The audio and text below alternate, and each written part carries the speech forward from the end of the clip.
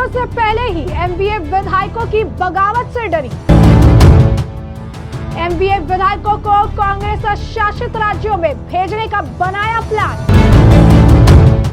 महाराष्ट्र चुनाव के नतीजे से पहले प्रकाश अंबेडकर का बड़ा ऐलान। प्रकाश अंबेडकर बोले, हम सत्ता में रहना चुनेंगे। नमस्कार, मैं अंजलि मिश्रा, स्वागत है आप सभी का द न्यूज में। कल यानी 23 तारीख को महाराष्ट्र चुनाव के रिजल्ट आ जाएंगे, लेकिन इस रिजल्ट से ठीक पहले अब एमवीए में बड़े नेताओं को उनके विधायकों की बगावत का डर सताने लगा है। जी हाँ, बिल्कुल सही सुना आपने। नतीजे आते ही महाराष्ट्र से कई सारे एमवीए के विधायक जो है, अब यूं कह सकते हैं कि सारे एमवीए के विधायकों को बाहर भेजने का प्लान बना लिया गया है। और इसी के साथ ही साथ आपको बता दें कि प्रकाश अंबेडकर ने भी बड़ा बयान दिया है, जहां पर उन्होंने ये कहा है कि हम सत्ता में रहना चुनेंगे, यानी सत्ता में जो भी काबिज होगा हम उसे अपना पूरा समर्थन देंगे। क्या है पूरा माजरा, आइए विस्तार से जान लेते हैं। तो महाराष्ट्र विधानसभा चुनाव के नतीजे कल यानी 23 तारीख को आने वाले हैं, और इससे पहले ही नेताओं की धुकधुकी जो है अब बढ़ चुकी है।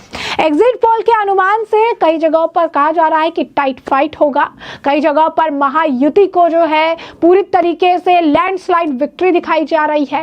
एग्जिट पोल के नतीजे तो कई तरह की कहानियां कह रही हैं, और ऐसे में कहीं ना कहीं जो नेताओं का अनुमान है, जो आपस में ये आप कह सकते हैं कि गणित बिठा रही हैं, तो ये अंदाजा लगा रही हैं कि अगर सिचुएशन ऐसी हो गई कि दोनों को ही कुछ आंकड़े बराबर के मिल गए या आसपास के आंकड़े मिल गए, तो फिर जबरदस्त तरीके से जोड़ तोड़ की राजनीति होगी। और महाराष्ट्र में सबसे दिलचस्प राजनीति रहती है जब जोड़ तोड़ की बात आती है, क्योंकि आपने देखा होगा कि किस तरीके से उद्धव ठाकरे को सत्ता से बेदखल करने में एकनाथ शिंदे ने जोड़ तोड़ की राजनीति का इस्तेमाल किया, और इसे लेकर उन्होंने किस तरीके से इतने सारे विधायकों को तोड़ दिया, और उद्धव ठाकरे को कानो कान खबर भी नहीं। कांग्रेस के भी विधायक टूटे, एनसीपी शरद पवार की पार्टी के भी विधायक टूटे थे। अब ऐसे में नतीजे से पहले ही एमवीए को टूट फूट का डर, उनके विधायकों के बगावत का डर जो है सताने लगा है, और इसी वजह से अब उन्होंने फैसला किया है कि कांग्रेस शासित राज्यों में इन विधायकों को अब ले जाया जाएगा। जी हाँ, बिल्कुल सही सुना आपने।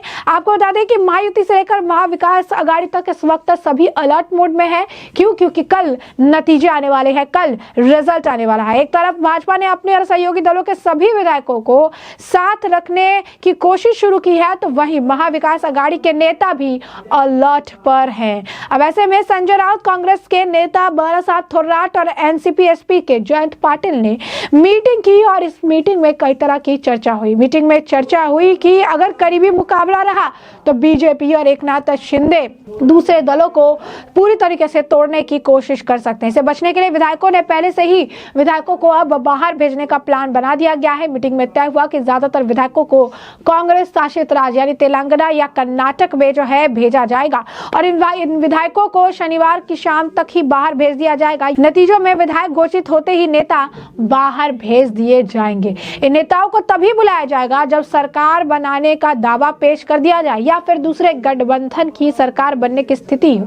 अब ऐसे में निर्दलियों का भी काफी, अगर आप कहेंगे, बोलबाला है इस बार। कई सारी ऐसी छोटी छोटी पार्टियां हैं जिससे भी संपर्क साधने का पूरा प्रयास किया जा रहा है। तो ऐसे में साफ तौर पर अब विधायक कहीं बगावत ना कर दे, अब इस डर से ये सारी प्लानिंग प्लॉटिंग जो है की जा रही है, और इससे एमवीए के अंदर डर जो है साफ तौर पर देखने के लिए मिल रहा है। उन्हें साफ तौर पर ये बात समझ आ रही है कि अगर मुकाबला जो है कुछ बराबर पर आकर अटका, तो बीजेपी फिर से इनके विधायकों को तोड़ने में पूरी तरीके से, अगर आप कहेंगे, कि सही साबित होती नजर आएगी। और यही डर जो है उन्हें सताने लगा है, जिसकी वजह से अब इन्होंने, जैसे कि हमने आपको बताया, कि मीटिंग की, और मीटिंग में ये फैसला किया गया, और इस बात की जानकारी खुद संजय राउत भी देते नजर आ रहे हैं। उन्होंने तो दूसरी तरीके की कहानी बताई। उन्होंने ये बात मानी कि विधायकों को बाहर भेजा जाएगा, लेकिन उसके लिए कह रही है कि यहाँ पर जगह नहीं है, कई सारे विधायक है, और इस वजह से उन्हें बाहर ले जाने का जो है प्लान बनाया गया है। ये बात संजय राउत कहते नजर आ रहे हैं।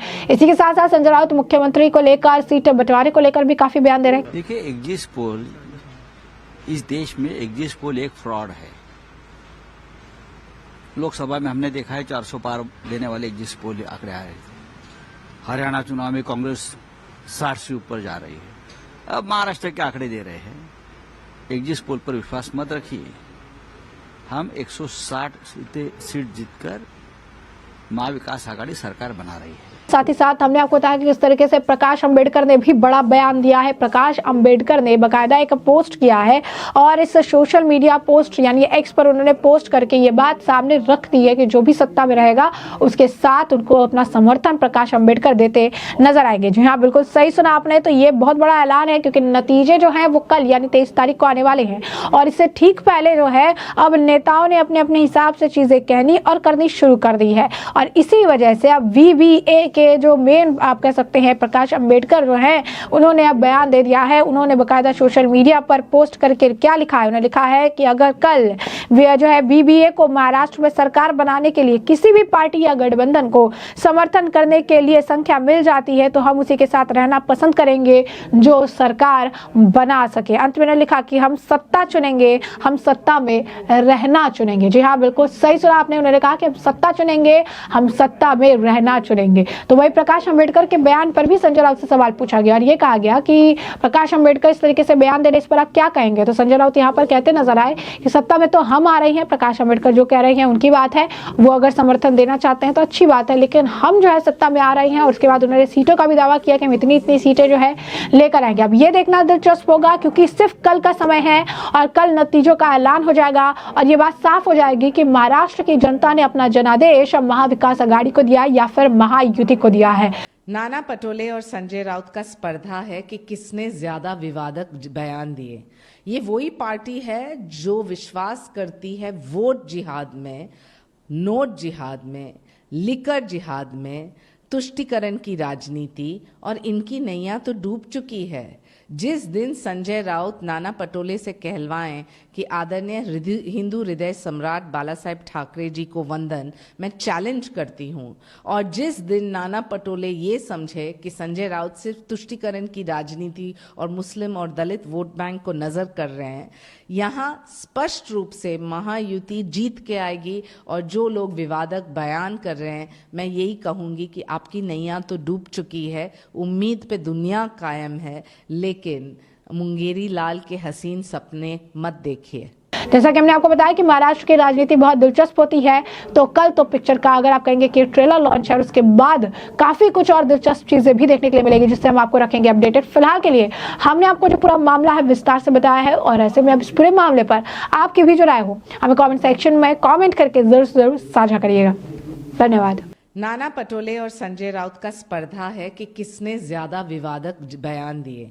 ये वही पार्टी है जो विश्वास करती है वोट जिहाद में, नोट जिहाद में, लिकर जिहाद में, तुष्टीकरण की राजनीति, और इनकी नैया तो डूब चुकी है। जिस दिन संजय राउत नाना पटोले से कहलवाएं कि आदरणीय हिंदू हृदय सम्राट बाला साहेब ठाकरे जी को वंदन, मैं चैलेंज करती हूं, और जिस दिन नाना पटोले ये समझे कि संजय राउत सिर्फ तुष्टीकरण की राजनीति और मुस्लिम और दलित वोट बैंक को नजर कर रहे हैं, यहां स्पष्ट रूप से महायुति जीत के आएगी। और जो लोग विवादक बयान कर रहे हैं, मैं यही कहूंगी कि आपकी नैया तो डूब चुकी है, उम्मीद पे दुनिया कायम है, लेकिन मुंगेरी लाल के हसीन सपने मत देखिए।